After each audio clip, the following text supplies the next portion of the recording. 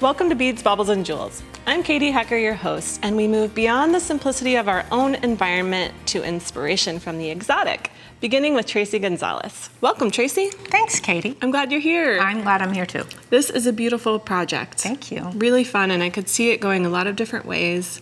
People could customize it however they want to. It's a versatile the focal component is a versatile little piece. It's a link, so it's got holes, 5 holes on one side and 1 on the other, so really have some versatility there. Well, and it's one of my favorite symbols. This is the hamsa hand, and it is really fitting for this theme, I think, because it's very well known as a Middle Eastern symbol, but it's also got a lot of cultural meaning in different belief systems as well. And traditionally, I think if you see it with the fingers up, it symbolizes protection, and if you see it with the symbols down, it symbolizes good luck. Either way. Yes, it's a fun symbol. Something we all need. Right, exactly. Okay, well, what are we going to do to get started here? Well, we're going to make an earring with the hamsa hand and incorporating some recycled sari silk, which is also a really wonderful. Which I love. Yeah, and it's also fitting with the exotic travel theme. So, the first thing I'd like to demonstrate is this earwire blank, and I don't know that people are really familiar with earwire blanks. They're just ear wires that don't have the loop at the end, and that's so that you can customize it and add your own embellishment to it. So in this case, I'm going to add a 4mm bicone crystal, and I just string it on there, and then making sure to protect the crystal with my thumbnail because I don't want it to crack. I'm just going to fold that over and use some round nose pliers to form a simple loop. Okay. And I could use, many things to embellish this earwire. I could use seed beads. I could use small spacers. Yeah, it's a fun way to bring some flair into a component, kind of an everyday component. Right. And customize it to your design. Well, yeah, and if you were giving these as gifts or selling your work, it makes it yours. Right. Okay, what's next? So they're very easy to use, and they're also available. You can get them in longer lengths, so I could really add, so you could do bigger beads. I could fun. add more stuff. So the next thing I'm going to create for this particular design is just a little crystal dangle. So I've got a head pin, and I'm going to string on another one of those little crystal bicones. Okay. And trim that off. And use my round nose pliers again to form a simple loop. And again, I'm kind of protecting that crystal because I don't want it to crack. Precious. Precious goods there. Nice. Yeah, so now I've got, actually we'll only need 2 of those for one earring. I'm set up for a pair, but we'll set those ones aside. And now I want to make my tassel. Okay.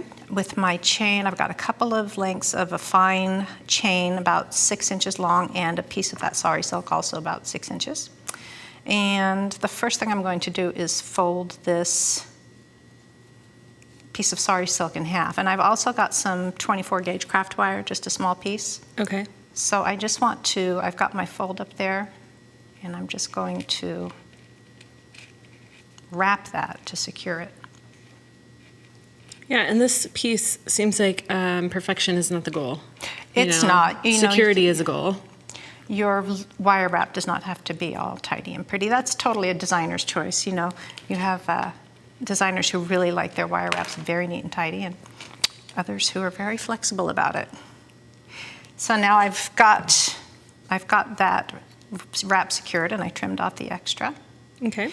And I've got some small 4mm round jump rings here. I'm just going to thread that through the loop I made at the top. Nice. Whoop. I almost proceeded without adding my chain. So I've got my 2 little pieces of chain. I want to kind of fold a piece in half and thread a link onto one side of my tassel. Okay. And then I'm going to repeat that. Oh, that makes your tassel really lush with the 2. And I'm not concerned about them being right in the center because I want that variation in the lengths of the chain. I want the tassel to have some. It gives it more texture. Yeah. Plus, you don't have to stress. Right. No math involved. No. And so there we have our little sari silk and chain tassel. So the next step, I think, is I'll use another one of these. Oh, actually, no, I want to use one of the small oval jump rings to attach that tassel to the center bottom loop of my hamsa hand link. And I want to make sure when I attach that, I want to make sure that my chains didn't get moved both to one side. The other side. Okay. I want one on each side. Okay. And you know, I had oval jump rings in my stash for a long time before I realized their merits. You know, especially when you're adding things, you're not just using them for a connection, but you're adding the chain, you're adding charms, you're adding dangles. It gives you just that extra space. It gives you extra space, and it's also an oval jump ring, from what I understand, is more secure because a round jump ring, the opening can rotate down to where the weight is hanging on it, where with an oval jump ring, it's not going always to. on the side. The opening is going to be brilliant. at the side, so it's more secure. That's great. I didn't know that.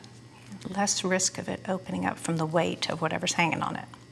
So now I've got another little jump ring. I'm going to add one of my dangles next to the tassel.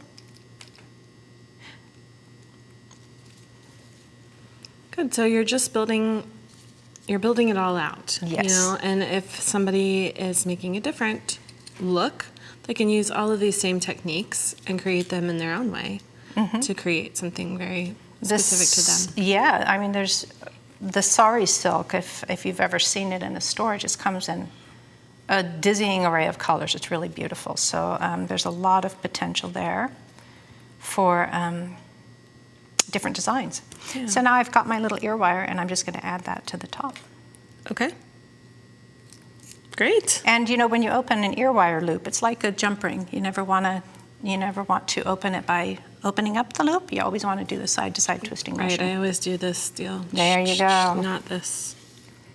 Yeah. And cool. there you go. This is fantastic. Let's take a look at your finished earrings here. These are some other colorways that people can make.